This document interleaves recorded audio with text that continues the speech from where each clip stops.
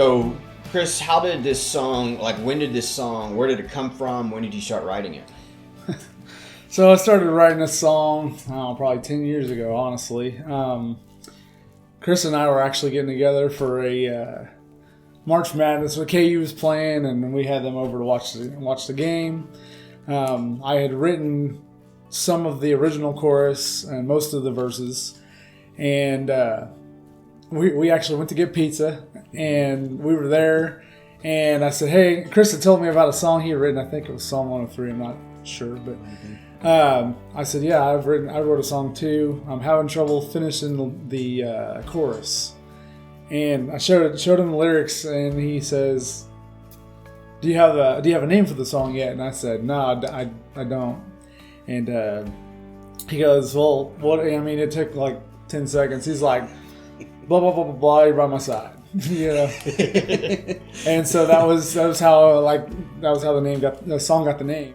I wrote most of the song from a point of being in a job that I didn't like, just struggling with getting through the daily grind. God is so personal. He is there with you in the little details. So that's a lot of where the song comes from. Also, I mean, this song has been rewritten. So it's taken lyrics from the past 10 years of my life. Mm-hmm. We've had 5 miscarriages. I asked my wife this morning what our biggest storm was in our life. And our second miscarriage we had, about lost her, got her to the hospital. Her blood pressure was 60/30. And both of us agree that the biggest storm that we faced together was that miscarriage where we lost the baby and her. She ended up having to have 2 units of blood transfusion. It was a pretty rough time, but so this song has originated over the last 10 years from, storms are different throughout your life, throughout your Christian walk. So, what was it, 10 years ago? Yeah. that we started working on this song, and then over the years we did one rewrite session with you, Joplin, mm-hmm. and got it to plan B, and then when we hired our producer, we took it to where it is now today, and it's been cool doing it that way because it started out of maybe one story of your life, right? Mm-hmm. And then now over the course of 10 years, it's broadened to multiple things because the name of the song is By My Side. And and like the bridge says, it's a real simple bridge of just through it all, and we just sing that over and over, just through everything, through. It doesn't matter what it is, whether it's small or whether it's big. God is there by our side, and that's the truth of it. And so it's been cool to see all of the background stories that have gone into creating this song. It's just incredible to see and to know kind of some of those backstories that go into it. I know for me, every song kind of has its ceiling, right? Mm-hmm. And so writing songs is not a whole lot different from writing sermons. And I've had a lot of experience writing sermons, and I can normally tell early on what I might call the cap for the sermon, right? Not every sermon is equally as good as all the ones that have been done before, and that's just the way that it goes. And I remember when we were looking at putting the song on the album, there was a cap. Like I had a vision of how good the song can be. Mm-hmm. And the way that this song ended up is so far beyond what I thought like the cap that I had in my own mind, this song can be this good. It is so much better and has really become one of my favorite songs on the album.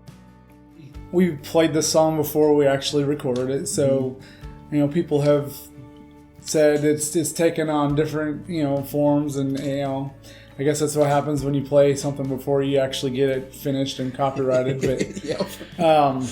in one of the lines from the original chorus was, "You never promised us to be an easy life." Mm-hmm. In American Christianity, we've almost worked God out of it. It was like, well, we don't need you unless my wife is dying or close to dying from a miscarriage, or I've lost my job and now I don't have the means to provide for my family. Yeah. I'm not saying all that's because I'm a Christian that stuff like that happens, but we also have to trust God that through those storms or through that fire, whatever it may be, that we can trust that He's not leaving us, He's not forsaking us, He's already promised that. And that's one thing to hold on to. So. Yeah. And I remember us talking about that when we were doing the rewrite. And I think we captured some of that in the line in the first verse. It says, "You've led me down this path, the true and better way. Though it's hard to see the light and it's hard to walk by faith. I know you're the one who calls and the path ahead is true. So I'll trust and carry on. I know you'll see me through." And kind of building on that thought of, it's not necessarily going to be easy. Mm-hmm. And just because you're a Christian, like what you said, it doesn't mean that that you're not going to experience this hard stuff. But if you're focused on God, you can trust that God has it figured out. We have it easy in America. Compared to other countries. I was talking with some brothers from church recently that there's places where your life expectancy after converting to Christianity is like 2 months. Mm. Yeah. And that's not an easy life. That's not easy. But we have it. We're afraid to offend people while people are dying for their faith. Yeah. That's a baby Christian. 2 months of life, 2 months of growing in your faith, and you're willing to die for it. Yeah. A big part of this song is speaking truth into our life, right? Mm-hmm. As we progress through the song and through the verses and first time we sing the chorus and then we hit the verse 3, talking about that we're just a stranger passing through this land, and the truth that is found in the chorus of I know I don't walk this path alone. That truth, really, this song is a declaration that we can sing in whatever trial we might be going through.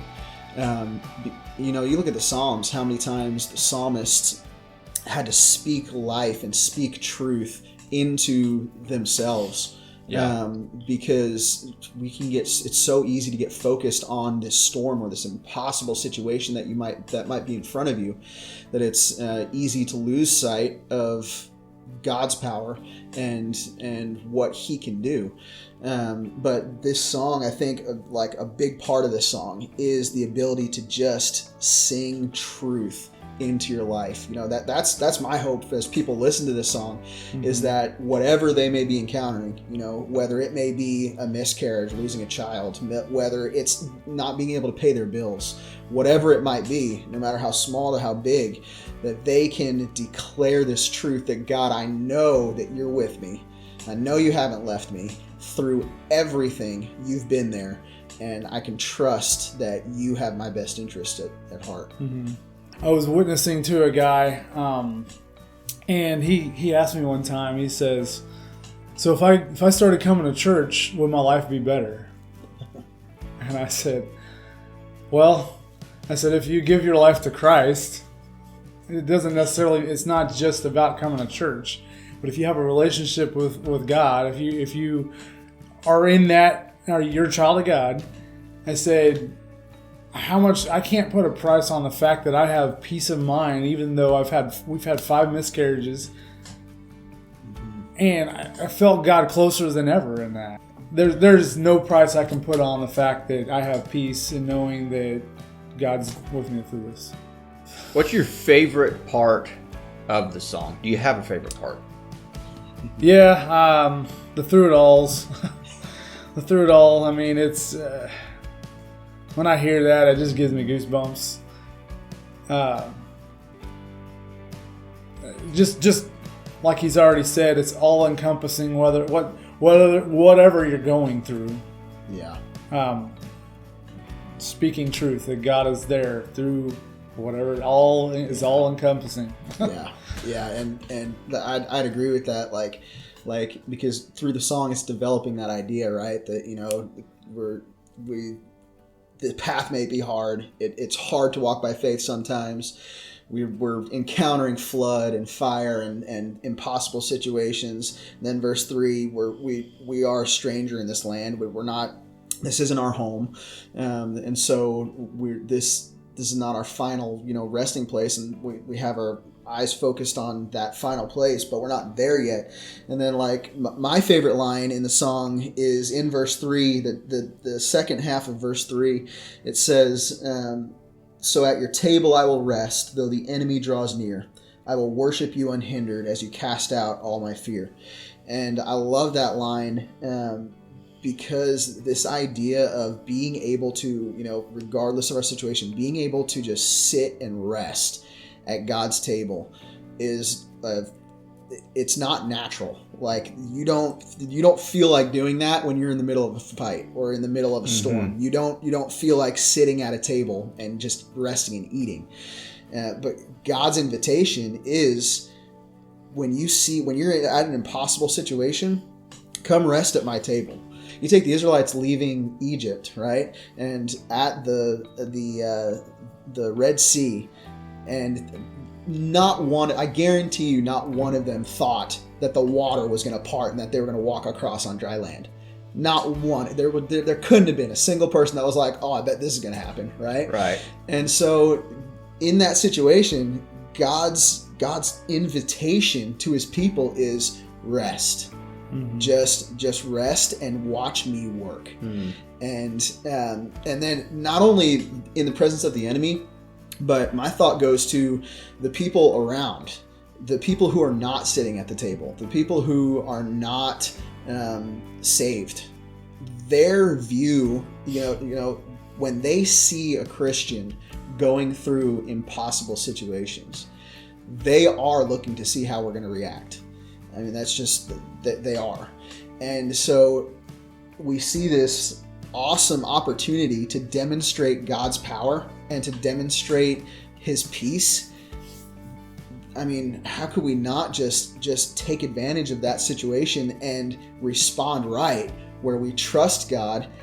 These people are watching, and that can lead to opportunities to bring more people into the kingdom. And so that's my favorite line. So at your table I will rest, though the enemy draws near. I will worship you unhindered as you cast out all my fear. And then the through it alls would be my second because I mean, once we've talked about all this, then it's like bam, through it all. And when that moment when that clicks, like it's like it doesn't matter what I'm going through. God is there through it all. It's like, whoa. Yeah, the idea of sitting and resting in the midst of, I mean, I always kind of picture like being in a firefight in the Middle East, like in the military. I've never been in the military, but being in the middle of a heavy firefight and just like, there's a table, let's go sit down and let's eat and not worry about it, you know, because God's got ultimate sovereignty. Yeah. So, I mean, that line is pretty powerful, honestly. If you break into it, if you really don't glaze over it, but you really focus on the meaning of Psalm 23. It says he's going to do that for us, you know? So I feel like knowing that this song started 10 years ago, but is being released now is... it's interesting because it has such relevance to what we are going through right now in this world. And the message of trust God through it all. Mm-hmm. If he parted the Red Sea before, he can do it again. Yeah. He is with us. Is so needed right now for the church to hear that we don't need to panic. We don't need to be afraid. We need to rest and trust that our God has been with us. He's never left us. Right. He has been with us. He is with us now. He will be with us tomorrow and every day going forward. He's with us through it all.